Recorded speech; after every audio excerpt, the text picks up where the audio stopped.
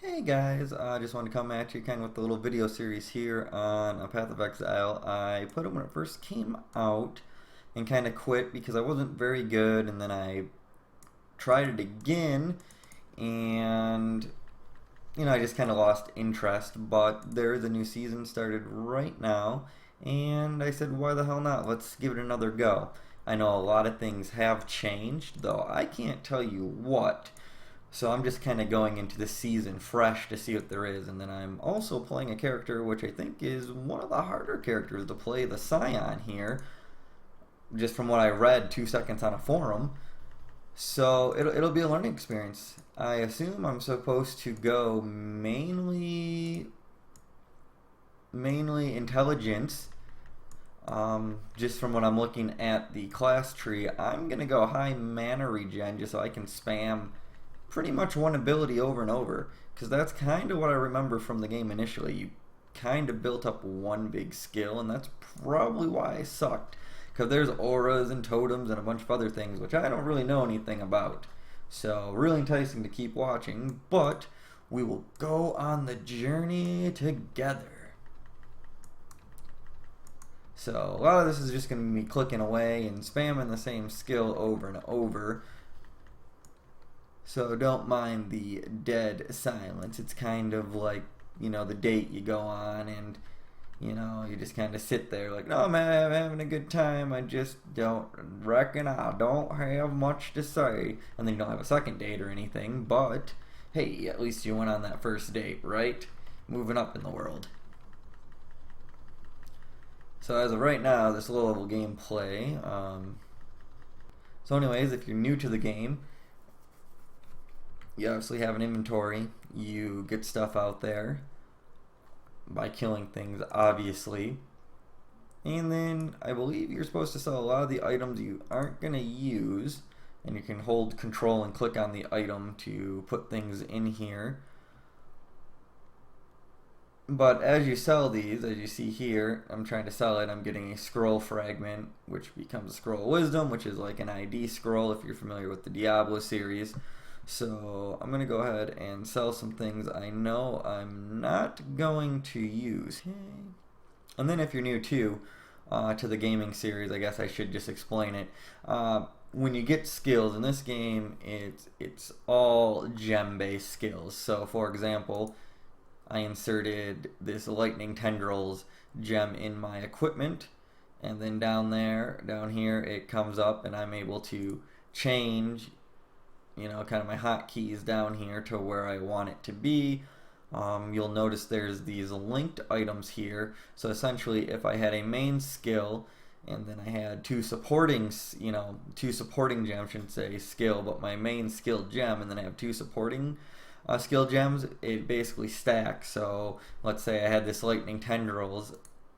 Well, hey, let's go ahead and do it real quick. I can give a rundown, even though I don't have much stuff. But say I threw the lightning tendrils in here, and then I had something to say gives more accuracy, or cost less things to less mana to cast. It would basically stack onto this here. So it's definitely how you build up the game. So you kind of build up a few key skills, skill gems, and then these gems also level, and later on hopefully I'll get better gems. But these also have well, on all items there's a quality on items as well, which we'll probably get into later, but I don't want to confuse everyone too quick here. So, and then also what I didn't mention as well here, each one of these sockets on gear here, if you're kind of following along, basically blue is for your mana, green is for dexterity, and red is for strength. So there's still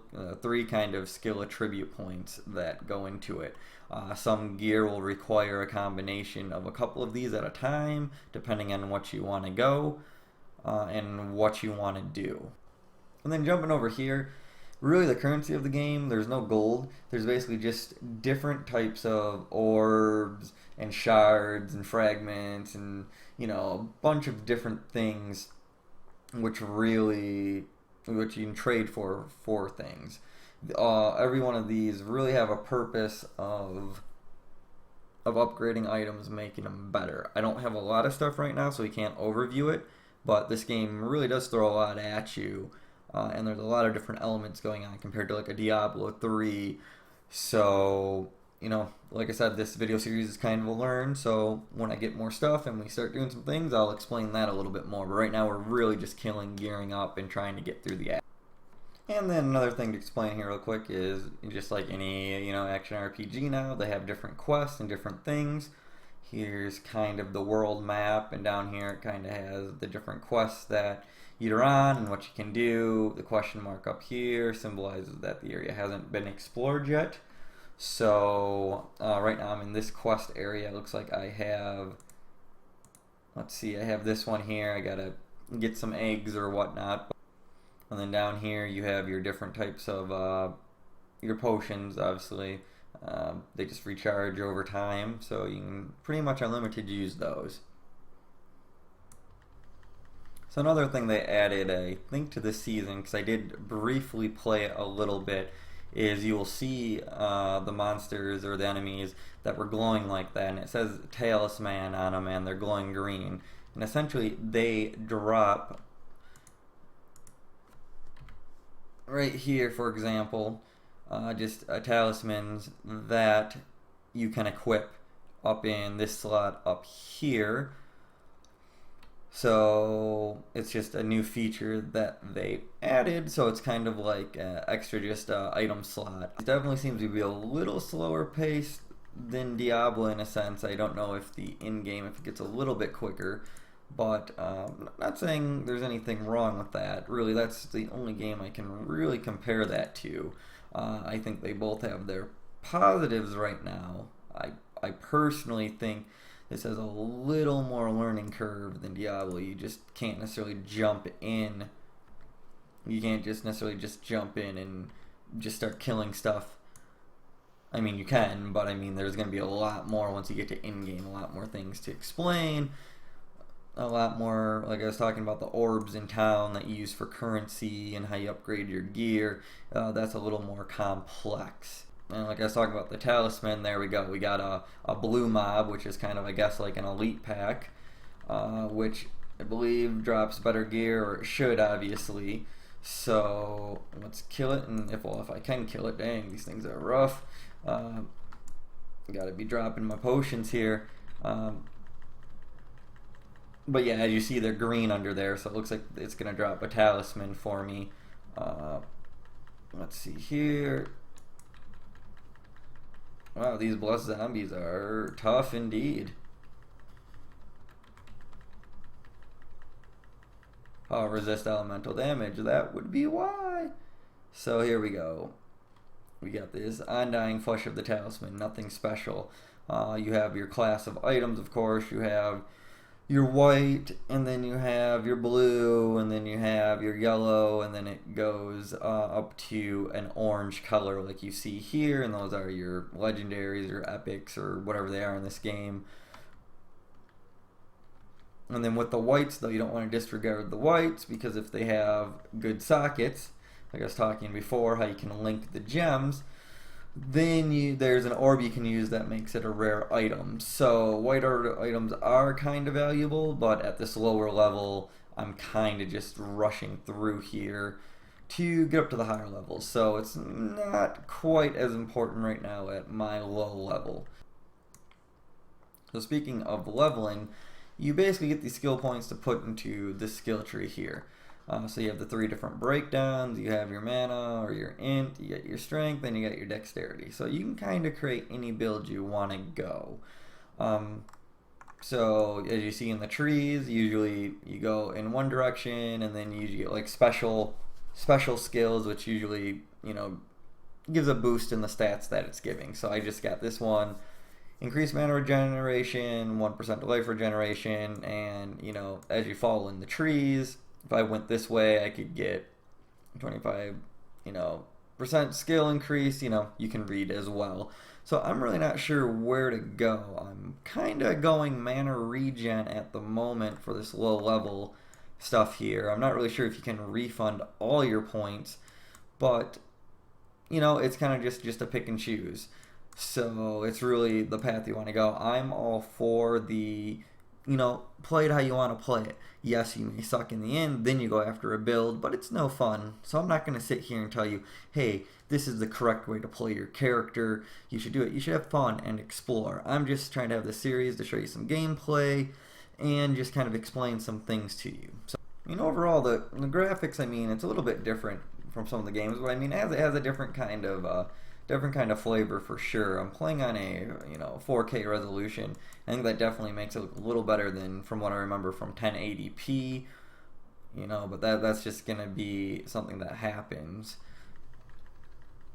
when you upgrade your equipment and do things like that, which I definitely always recommend upgrading your equipment. Just how it is. It can definitely get expensive, especially if you're kind of an enthusiast, want to overclock, do things of that nature. So that's always the argument towards, hey, should I do console or should I do PC? I can go both. I know I have I have consoles and I have the PC. I do find myself always coming back to the PC though, just because it is so customizable.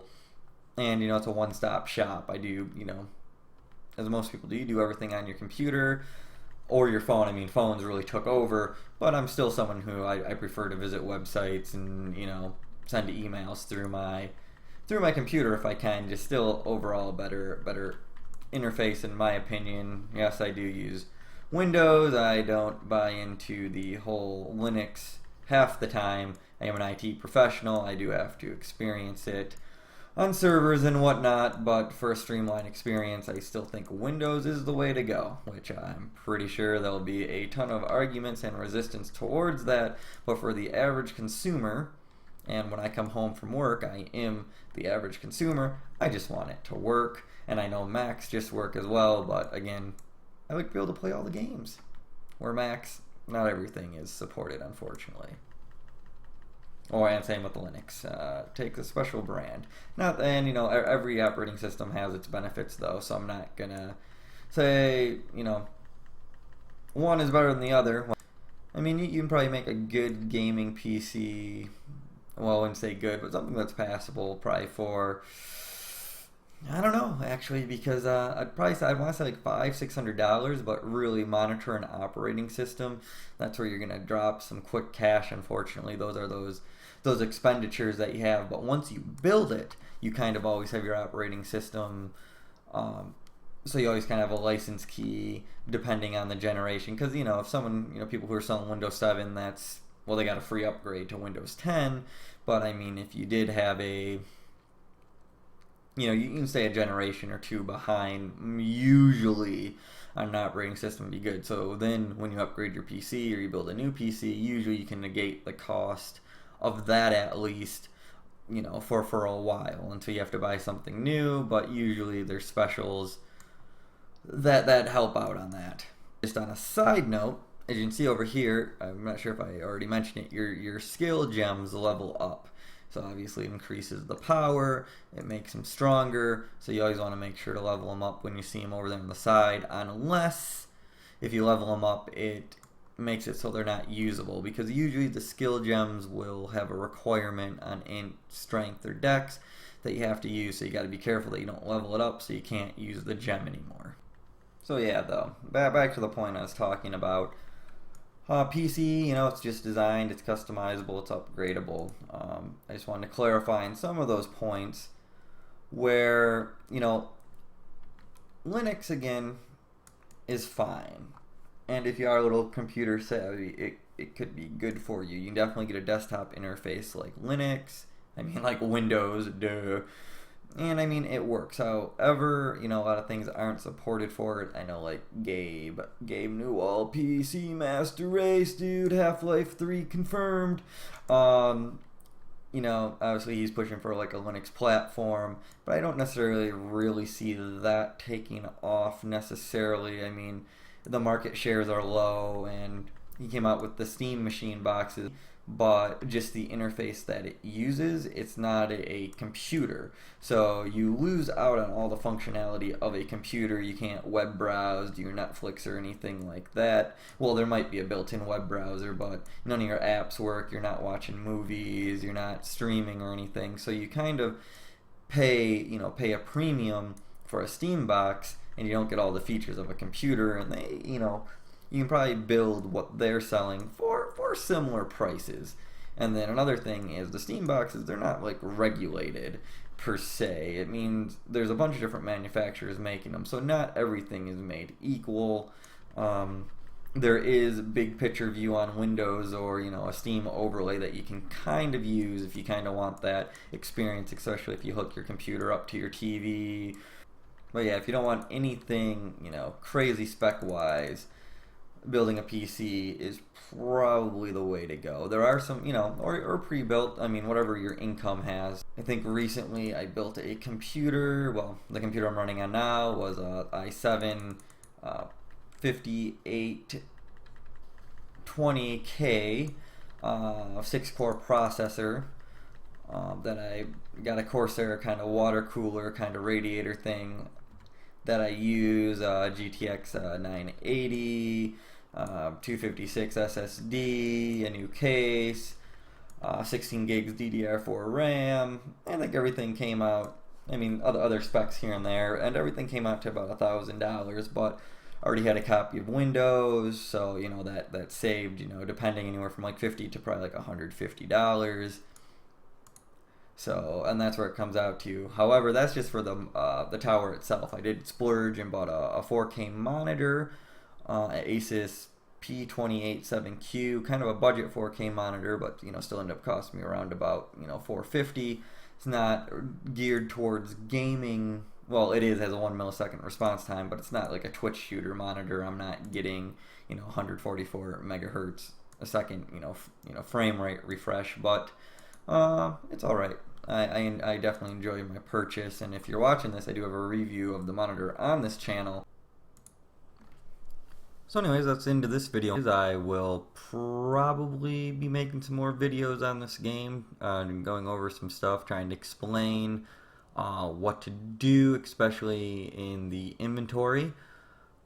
Anyways though, thanks for watching, and yeah, check out part 2 whenever I get that up.